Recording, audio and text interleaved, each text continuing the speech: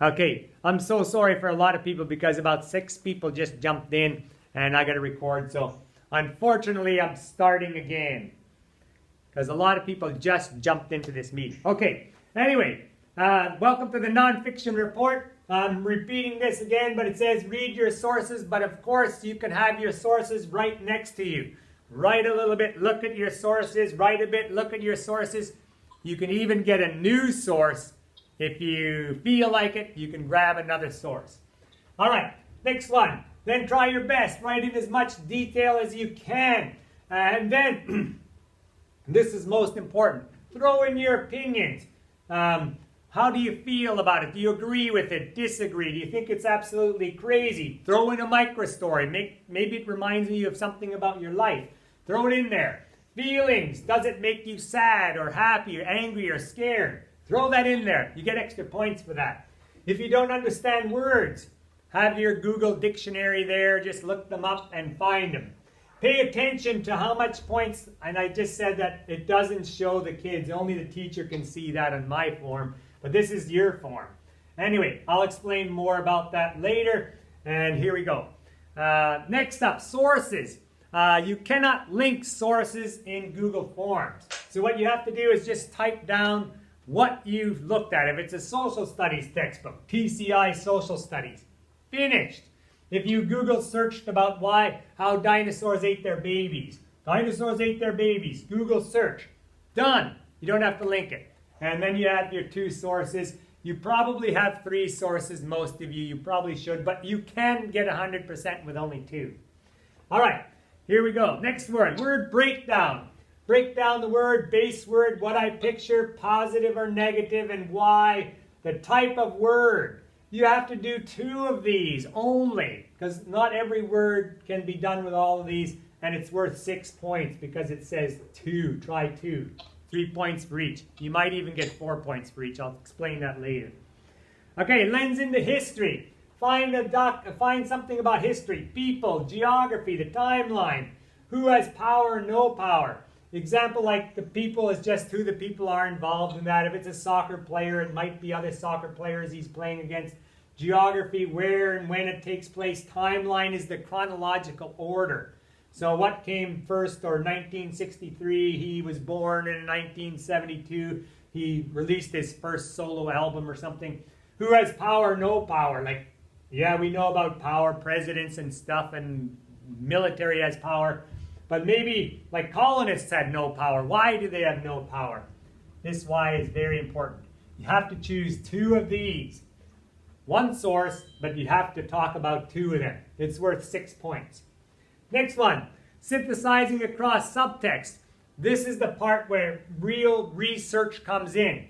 Basically, what synthesizing across subtext is, you read something, you need to know more, you get another source, you read more, and basically you'll summarize both sources, and that's about it. And you can also use this for compare and contrast. It's going to be very similar to compare and contrast. So you might repeat answers, and you can still get full points.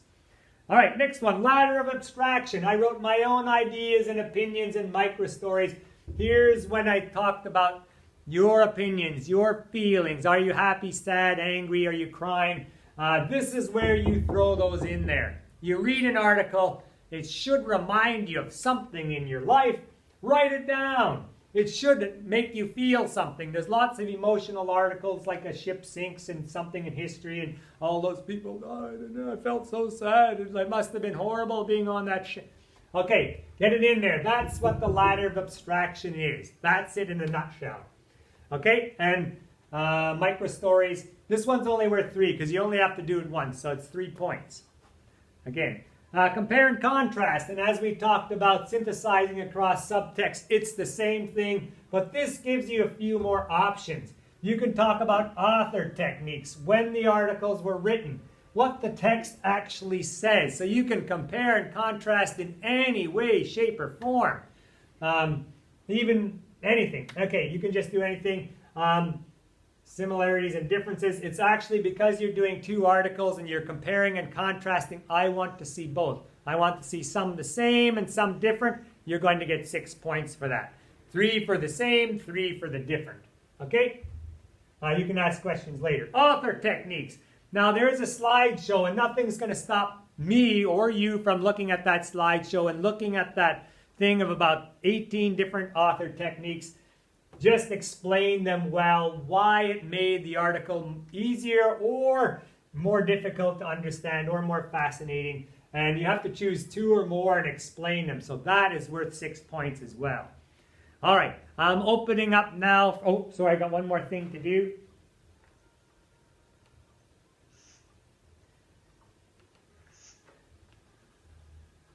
Now, as I said, it's worth, you can get over 100% because basically your meeting expectations is 3 points. A general example from the text is included, used to justify response.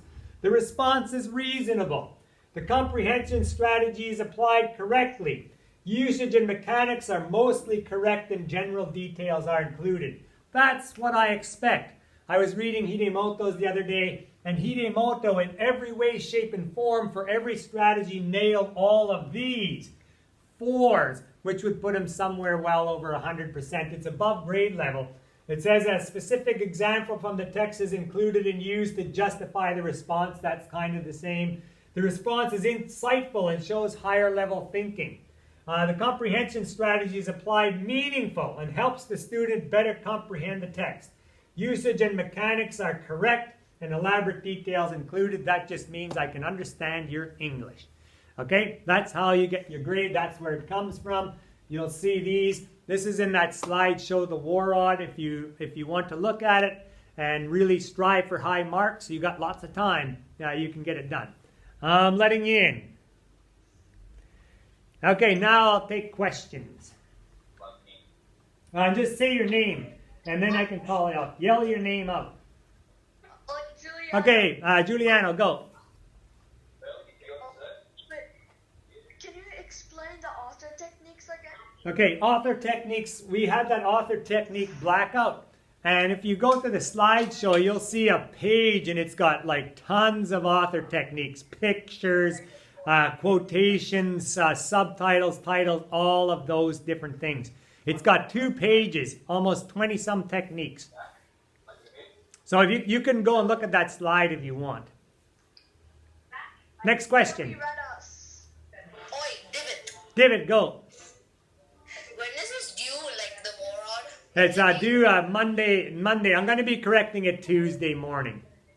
So it is due Monday for you. Can we do it over the week? If we don't finish it today, can we do over the weekend? Yep. If that's how hard you want to work, yes, you can. Good question, though, David. Any other questions? Oi, Leah, go. yeah. What time should we start doing the WAROD? You can start right now. I've sent it to you. I've sent this to you in your email. You can begin anytime now. As I said, it's due Monday. So you have, and I will check it Tuesday morning because I'm not going to be staying up till midnight Monday. You might be. You might be typing on it till midnight Monday, but I'll check it Tuesday morning. Okay. Okay? Bye-bye. Any other questions? If you want to leave the meeting, you can. It's fine. If you understand and you're ready to go, you can. I'll just stay here for a few more minutes to answer any more questions. I promise to have it up by 10:45, and I'll get it up. This meeting is being recorded, so I'll have it up by 10:45. Hi, Amy. Question. Go. Me? You know a question? Ready to go? I think I have a question. Okay. Go, Amy. Do you like the WAROD like during like the weekends, or do we just do it today? You can do it whenever you want to. It just needs to be finished by Monday. By the end of Monday. Okay. Okay?